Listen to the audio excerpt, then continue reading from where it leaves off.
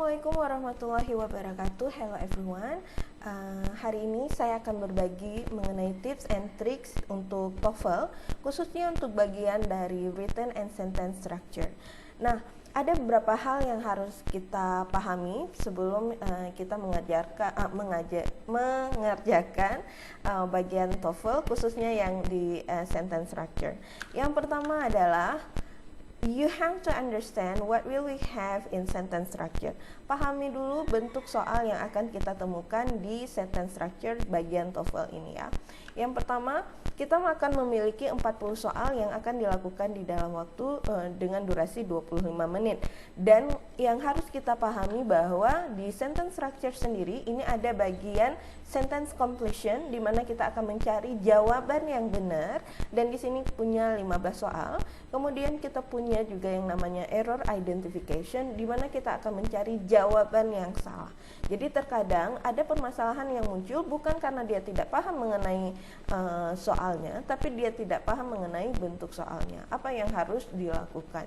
Jadi pahami benar kedua jenis bentuk soal yang akan kita temukan, dan juga lihat ada 15 soal yang di sentence completion dan juga ada 25 soal di error identification.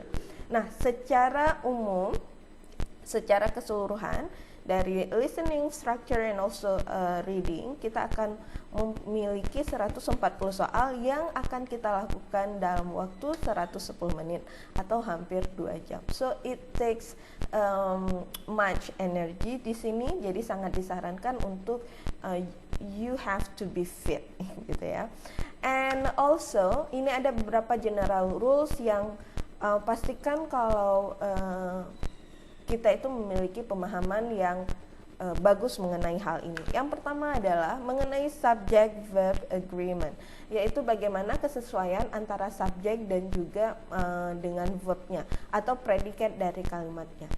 Dan kita tahu untuk predikatnya akan ada berarti kesesuaian antara subjek dengan kata kerjanya kalau dia memang kalimatnya verbal, atau antara subjek dengan to be-nya kalau dia seandainya kalimat nominal. Jadi itu yang harus disesuaikan. Dan juga kalau misalnya subjeknya tunggal, berarti verbnya juga harus untuk yang tunggal. Subjeknya jamak, verbnya untuk harus yang jamak. Misalnya she is, she has, bukan she have gitu ya. Nah, kemudian juga kita harus paham mengenai frasa, klausa, dan juga kalimat. Frasa, klausa, dan kalimat ini adalah, kalau frasa ini adalah gabungan beberapa kata. Jadi misalnya good student, itu adalah frasa. Kemudian kalau misalnya klausa, gabungan beberapa kata yang di situ sudah terdapat subjek sama verbnya. Nah, klausa ini sendiri dia bisa dependent dan juga bisa independent gitu ya. Kemudian yang satu lagi adalah sentence. Sentence itu adalah kalimat, dan biasanya kalau kita udah ngomongin kalimat, dia berarti memang udah ada subjek dan verb, dan satu lagi artinya itu sudah tidak rancu, udah berbentuk kalimat yang sempurna.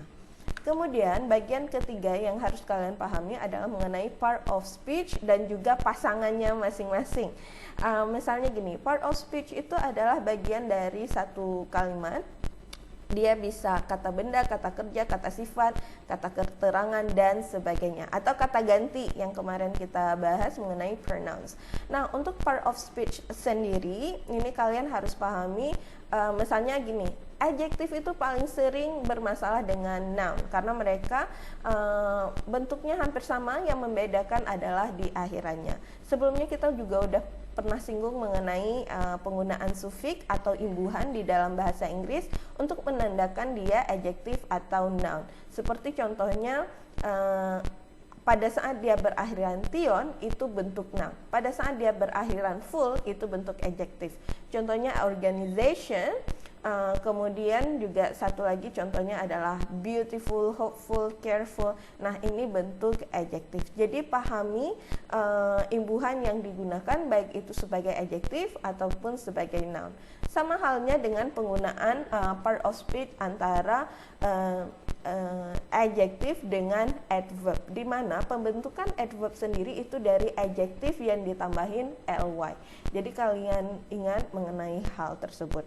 Dan satu lagi untuk part of speech yang juga sering Menjadi challenge itu adalah pada saat penggunaan verb atau kata kerja, dan kalian di sini harus paham penggunaan irregular verb ya. Dan juga di sini harus paham bagaimana fungsi verb pada saat dipakai untuk adjektif dan bagaimana fungsi verb pada saat dipakai untuk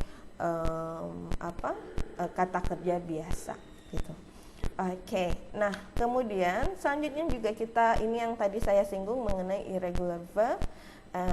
Bagaimana bentuknya kalau di passive voice, di present perfect, dan juga di beberapa tenses yang lainnya.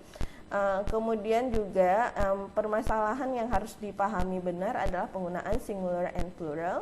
Ingat di sini penggunaan quantifiernya atau kata-kata yang menunjukkan jumlah seperti some, kemudian juga penggunaan artikelnya an, the, dan juga bagaimana perubahan dari singular ke plural sendiri.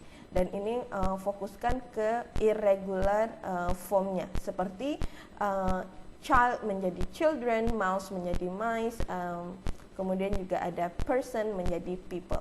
Kemudian juga yang terakhir adalah mengenai countable and uncountable. Di sini tidak cuma masalah benda yang bisa dihitung dan tidak bisa dihitung, tapi juga sangat fokus ke quantifiernya, yaitu penggunaan kapan kamu pakai many, apakah untuk countable atau uncountable, kapan kamu pakai much, kapan kamu pakai amount, few, and juga less. Jadi kalau misalnya kamu paham kata kuncinya, it's going to be very easy for you to answer about countable and also uncountable. Nah, kemudian ini kalau misalnya secara general ini ya, kalau sekarang adalah tips yang sangat partikular atau sangat spesifik pada saat bagaimana sih kamu menganalisis soalnya sendiri.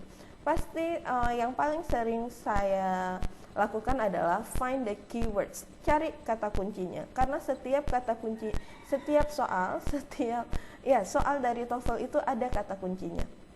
Misalnya kalau di bagian sentence error identification, yaitu di bagian kedua dari soal TOEFL-nya, di situ kalian cari kata kuncinya di soal yang tidak digarisbawahi.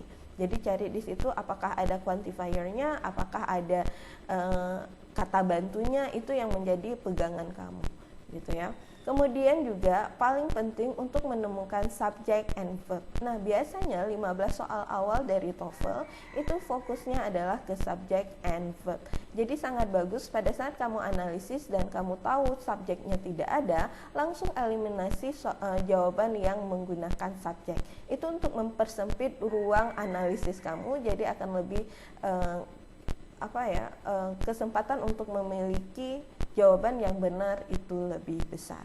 Nah, pada saat yang hilang itu adalah subjeknya, maka pastikan penggunaan kata bendanya, bagaimana artikelnya apa udah benar, dan juga plurality, apakah bendanya ini jamak ataukah tunggal. Nah, kemudian juga yang di poin nomor 3, pada saat kamu dapatkan ada bagian yang kosong antara subjek dengan verb, ini permasalahannya bisa di adjective clause, yaitu seperti penggunaan who, when, where, that, which, dan sebagainya.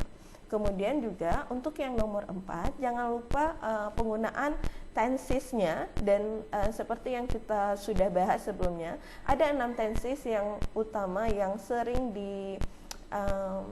muncul di soal TOEFL, dan saya sangat berharap bahwa para peserta sekalian sudah sangat paham dengan 6 tenses ini, yaitu simple present, simple past, present continuous, past tense, kemudian juga penggunaan present continuous, past continuous, penggunaan present perfect, past perfect, dan juga penggunaan simple future.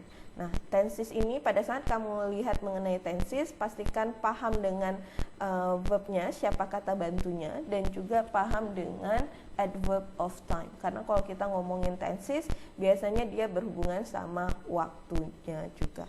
Dan yang terakhir, nomor 5, apabila kamu udah menemukan subjek dan verb di dalam kalimat ini, maka cek di bagian objeknya atau di bagian kata keterangannya. Apakah di sini ada penggunaan kata keterangan yang tepat atau tidak. Apalagi misalnya biasanya kalau kalimat yang yang secara umum itu setelah subjek verb kamu bisa pakai adverb. Nah, kemudian ada setelah subjek verb kamu pakai adjective. Nah, ini adalah pada saat kamu ketemu dengan yang namanya linking verb ya. Seperti feel, I feel good, it seems nice. Jadi you don't say it seems nicely. Nah, ini pahami konsep linking verbs di sini. Oke? So that's it. Itu adalah 5 hal yang sangat spesifik mengenai how you analyze the questions di dalam soal TOEFL. So I think that's all for now. Thank you so much for listening. Good luck. Semoga sukses dan juga bisa mendapatkan hasil yang sangat memuaskan. So that's it. I'll see you again. Assalamualaikum warahmatullahi wabarakatuh.